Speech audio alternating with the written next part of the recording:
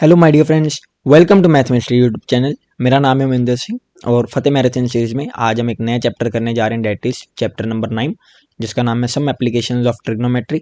इसमें एक ही एक्सरसाइज है और इसके जितने भी इंपॉर्टेंट क्वेश्चन हैं हम दो पार्ट्स में डिस्कस करेंगे। ये वीडियो का पार्ट 1 है और इससे नेक्स्ट वाली वीडियो में मैं इसके मेजोरिटी ऑफ द जितने भी इंपॉर्टेंट क्वेश्चन है वो सारे डिस्कस कर लूँगा। तो चलिए अब हम शुरू करते हैं विद क्वेश्चन नंबर 2।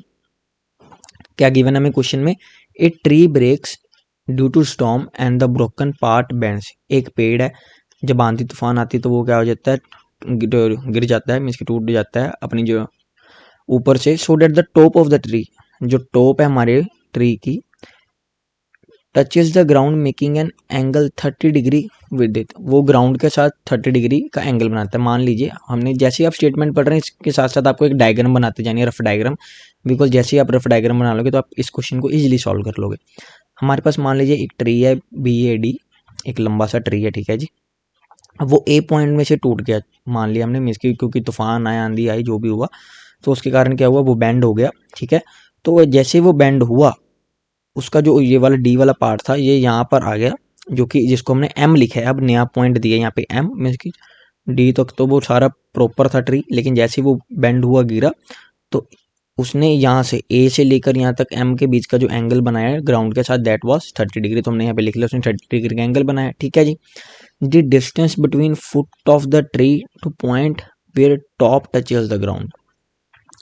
ये बेसिकली हमारा फुट ऑफ द ट्री है B पॉइंट, और ये M वेयर टॉप, यहाँ पे जहाँ पर टॉप ऑफ द ट्री ने क्या किया, टच किया, तो उसके बीच का जो डिस्टेंस वो 8 मीटर हमें अकॉर्डिंग टू क्वेश्चन गिवन है, ठीक है जी। ये भी लिख लिया हमने, डेट इज BM की वैल्यू फाइंड क्या करना है, बेसिकली हाइट ऑफ ट्री। अब हाइट कैसे फाइंड करेंगे, देखिए अब ये तो है नहीं मीन्स कि हम सीधी BAD को फाइंड करेंगे तो हाइट निकलेगी, नहीं, क्योंकि वो अब टूट चुका है। तो हम हाइट कैसे फाइंड करेंगे, डेट मीन्स ये तो हम इस चीज को काउंट करेंगे AB प्लस AM, क्योंकि जो ऊपर वाला पार्ट था वो अब ये AM बन चुका है ना वो, सो डेट्स वाई इसकी जो हाइट कैलकुलेट करेंगे वो हम AB प्लस AM के साथ करेंगे। तो चलिए अब हम देखते हैं हमें वैल्यूज किसकी निकालनी है। एक AB की वैल्यू पता होनी चाहिए और एक AM की वैल्यू पता होनी चाहिए। देखिए, to find height of tree, proof, let AM the broken part of tree. हमने मान लिया कि AM जो है वो ब्रोकन पार्ट है ट्री का। Total height AB plus AM, ठीक है जी। And right triangle AB, right triangle AB में देखिए cos 30 सबसे पहले। अब एक छोटी सी ट्रिक है जो कि हमें सिखाई जाती है 10th क्लास में, कि SCT मीन्स के साइन कोस टैन, ये PPP पंडित बद्री प्रसाद हर हर बोले, मीन्स की पर SCT मीन्स के sine cos tan, P means की perpendicular, B means base and H means hypotenuse, ठीक है जी। अब हमने यहाँ पे फाइंड किया cos 30 सबसे पहले। cos 30 क्या होता है हमारा, cos की वैल्यू यहाँ पे क्या सीखिए, बेस अपॉन हाइपोटेन्यूज। आप इसका उल्टा भी ले सकते हैं, अगर कुछ साइन का उल्टा होता है कोसिकेंट, तो कोसिकेंट की वैल्यू ये cos है, तो इसका होगा मीन्स के सीकेंट की वैल्यू H अपॉन B हो जाएगी, और tan की P अपॉन B है, तो cot मीन्स की ये इनवर्सली होते हैं ना, पर टैन का उल्टा कोट होता है, कोट का उल्टा टैन, सो लाइकवाइज। तो कोस की वैल्यू क्या आएगी, cos 30 बेसिकली इस ट्रायंगल में देखिए बेस अपॉन हाइपोटेन्यूज, एंगल के सामने वाला हमेशा हमारा परपेंडिकुलर होता है, डेट में से भी परपेंडिकुलर है, नीचे उसके बेस है, तो BM क्या है, बेस है BM and hypotenuse our AM। तो वैल्यूज को सब्स्टिट्यूट कीजिए, cos 30 की वैल्यू √3/2, BM की वैल्यू 8 है अकॉर्डिंग टू क्वेश्चन, और AM की वैल्यू हमारे पास निकल के आ गई। tan 30 को देखिए बाप, tan 30 को फाइंड करेंगे, tan की वैल्यू कैसे यहाँ से कितनी है, perpendicular divided by base, means की परपेंडिकुलर अपॉन बेस, और अकॉर्डिंग टू क्वेश्चन परपेंडिकुलर कितना है AB, बेस कितना है BM, तो सभी वैल्यूज को सब्स्टिट्यूट कर देंगे। Perpendicular upon base AM upon BM, that is AM upon 8, तो 8 upon √3 is equal to AM, ठीक है जी। Total height of tree AM plus BM, AM की वैल्यू आपने निकाल ली, BM की वैल्यू आपने ऊपर निकाली थी, 8/√3 plus 16/√3 means 24/√3 is our final answer. इसको आप अगर फर्दर रैशनलाइज करके लिखना चाहें तो वो भी ले सकते हैं, नहीं तो यहाँ तक भी ये आंसर ठीक है। नेक्स्ट क्वेश्चन देखिए, 6th क्वेश्चन हमें क्या कह रहा है, ए 1.5 मीटर टॉल बॉय, एक 1.5 मीटर टॉल बॉय है, इसकी उसकी हमें हाइट गिवन है, it's standing at some distance from a 30 metre tall building. ये मान लीजिए AY हमारे पास एक 30 मीटर टॉल बिल्डिंग है, ठीक है जी, ये सारी AY, और वो खड़ा है सम डिस्टेंस मीन्स की XY डिस्टेंस से वो यहाँ पर खड़ा है, मीन्स की बॉय जिसकी हाइट कितनी है हमारे पास 1.5 मीटर, ठीक है जी। The angle of elevation from his eyes to top of the building increases from 30 degree to 60 degree. जो हमारा एंगल ऑफ एलिवेशन बन रहा है, जैसे ही वो बिल्डिंग की तरफ जा रहा है, मीन्स कि यहाँ पे जाता जाता जाता जाता जा रहा है, यहाँ तक आया मान लीजिए तुरकर, तो वो एंगल जो है वो इंक्रीमेंट कर रहा है। मीन्स कि पहले अगर 30 डिग्री बन रहा था तो अब कितना बन रहा है 60 डिग्री। जैसे आप यहाँ पे देखिए ये 180 डिग्री की लाइन है, तो ये एंगल 179 होगा, ये कुछ होगा, मीन्स कि कम होता जाएगा कम होता जाएगा कम होता जाएगा, एट द एंड हमारे पास एक 90 डिग्री का एंगल भी आ जाएगा। सो लाइकवाइज आपको समझना ये नहीं कि 60 डिग्री है तो 60 डिग्री पीछे आना चाहिए था, 30 आगे क्यों नहीं लिखा। मीन्स कि अब यहाँ से देखें, यहाँ से आइडिया आपको मिल जाएगा कि 60 डिग्री हमारा आगे बनेगा एंगल एंड 30 डिग्री हमारा बेसिकली पीछे बनेगा। ठीक है, एंगल ऑफ एलिवेशन मीन्स कि अब जब आप नीचे से ऊपर की तरफ देख रहे हो तो वो एंगल ऑफ एलिवेशन बन रहा है। Find distance he walk towards the building, हमें वो डिस्टेंस फाइंड करना है, बेसिकली BM को हमने फाइंड करना है, क्योंकि यहाँ से यहाँ तक जैसे ही वो आया एंगल उसका बढ़ गया, मीन्स कि 60 डिग्री हो गया और पहले 30 डिग्री था, इतना डिस्टेंस उसने कवर किया, तो हमें BM की वैल्यू को फाइंड करना है। अब आप यहाँ पे देखिए हाइट ऑफ बिल्डिंग आपके पास 30 मीटर है, हाइट ऑफ जो बॉय के वो 1.5 मीटर है, initial angle of elevation 30 degree है, फाइनल 60 डिग्री है। हम फाइंड करना है डिस्टेंस, मीन्स की BM की वैल्यू को हमें फाइंड करना है। Distance he walked towards the building, यहाँ पे देखिए जो फाइंड हमें ये फाइंड करनी चाहिए, तब हम यहाँ पे डायग्राम का यूज करते हुए फाइंड करेंगे। आप यहाँ पे देखिए AY की लेंथ आपके पास 30 है, BX और CX, यहाँ पे BX is equal to CY, तो बायोसिमेट्री आप यहाँ पे लिख सकते हैं बायोसिमेट्री।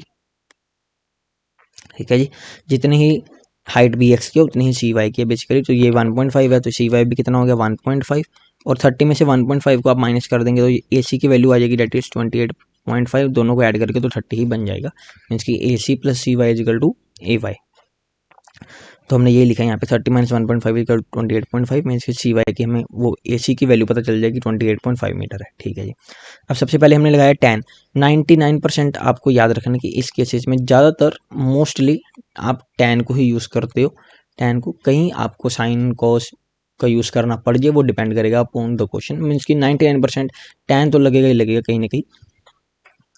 अब यहाँ पे देखिए सबसे पहले tan 30 जो भी एंगल हमें गिवन है उसके साथ हमने फाइंड किया, tan 30 equal to perpendicular upon base का फॉर्मूला लगाया। ठीक है जी, मीन्स की tan theta is equal to perpendicular upon base होता है, यहाँ पे tan 30 की हम लेके चल रहे हैं क्योंकि एंगल हमें गिवन है। सबसे पहले 30 डिग्री लिया initial angle, perpendicular upon base ऊपर आपको बताया है मैंने, तो कितना आ गया AC divided by BC, means की AC 30 डिग्री के एंगल में ये सारा ट्रायंगल आएगा ना, ये वाला सारा ट्रायंगल AC और B, ये सारा ट्रायंगल, तो AC अपॉन BC को आप लिख सकते हो कैसे, BM प्लस MC। ठीक है जी, तो 1/√3 is equal to 28.5 divided by BM plus MC, और BM प्लस MC की वैल्यू आ गई 28.5 इंटू √3। tan 60 देखिए, tan 60 जैसे आप लगाओगे तो वो इस ट्रायंगल की बात हो रही है, tan 60 will be in ACM, tan 60 लग गया ACM triangle, that is AC upon CM, perpendicular upon base, perpendicular AC है, बेस MC है, मीन्स के CM, AC की वैल्यू आपके पास 28.5 है, MC की वैल्यू आप फाइंड कर लेंगे, MC की वैल्यू आती है 28.5 into √3। Now using equation 1 and 2 हम यहाँ से फाइंड करेंगे वैल्यू, किसकी फाइंड करनी है हमें, वैल्यू कौन सी चाहिए, जितना उसने डिस्टेंस ट्रेवल किया, दैट इज BM, हमें BM की वैल्यू निकालनी है। तो MC की वैल्यू को हम सब्स्टिट्यूट कर देंगे क्वेश्चन नंबर 1 में, जैसे आप सब्स्टिट्यूट करोगे तो हमारे पास √3 यहाँ से मीन्स की 28.5 कॉमन आ जाएगा, अंदर क्या बचा √3 माइनस 1/√3, आपने एलसीएम लिया √3 का, 3 minus 1 divide by √3, 28.5 into 2 divide by √3, 57 upon √3, rationalise कर लिया √3/√3, तो हमारे पास आंसर टोटल बचा 19√3। The distance he walk towards the building is 19√3 metre.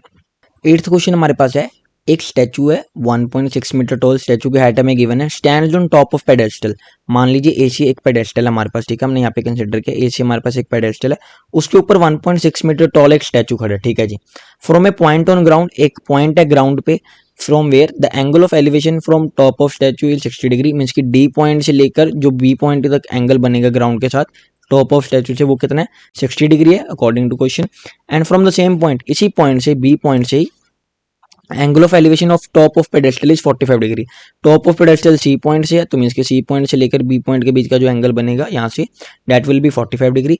Find height of the pedestal, हमें फाइंड करना है हाइट ऑफ पेडेस्टल, हाइट क्या है मीन्स की AC फाइंड करना है हमें, यहाँ पे AC हमारी क्या है हाइट ऑफ पेडेस्टल, जैसे आप डायग्राम में देख सकते हैं गिवन क्या क्या हाइट ऑफ स्टैचू गिवन है, angle of elevation of top of statue and angle of elevation of top of pedestal, height of pedestal find करनी है, रफ डायग्राम हमारे पास तैयार है, सिंपल हमें क्या फाइंड करना है बेसिकली हम tan का फॉर्मूला लगाएंगे, tan theta is equal to perpendicular upon base वाला, उसको लेते हुए सारे क्वेश्चन को सॉल्व कर देंगे।